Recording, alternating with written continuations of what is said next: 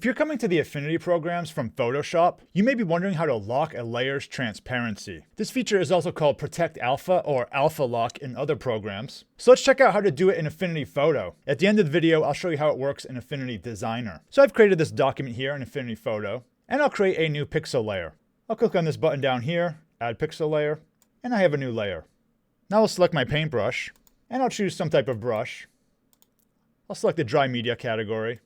I like this one, square chalk. And now I'll make some paint strokes. Just paint a simple circle here, maybe a sphere. Now what if I want to paint on this again, but I want to only paint on these pixels? This is a very common use case for locking transparency. Now if you look at the layers panel over here, there's no option to lock transparency. That's because in the Affinity programs, lock transparency is a property of the brush, not the layer. So with my brush selected, I'm going to go to my context toolbar up here, and due to my resolution, I cannot see the option. I'm going to click this arrow to expand, and I have the option to protect alpha. So I'm going to click that. And now I can only paint on my existing pixels here. The transparency is locked. So when your brush is selected, look in this top right corner, you should see protect alpha. If not, you may need to expand the side a little bit and make sure it's selected. Now a very common mistake is to forget that you have protect alpha selected. So if I create a new pixel layer now, if I try to paint, nothing is happening. That's because there's no existing pixels on this layer for me to paint on. So once again, I have to go up here, uncheck Protect Alpha.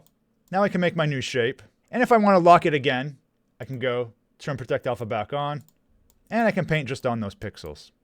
Now I'm here in Affinity Designer, and the feature works exactly the same way. But to do paintbrush operations, you need to go to the pixel persona first.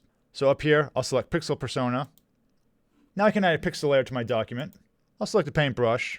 I can make some marks here. Let's choose a darker color. I'll select Protect Alpha, and it's locked into those pixels. And later on, if I want to paint outside of these pixels, I'll disable Protect Alpha, and I can paint out here. Now, a very similar concept to Protect Alpha is layer clipping. This is also a little bit different in the Affinity programs compared to Photoshop. Check out my video on that subject to learn how it works. I'll leave a link down in the description below. Thanks for watching, and see you in the next video.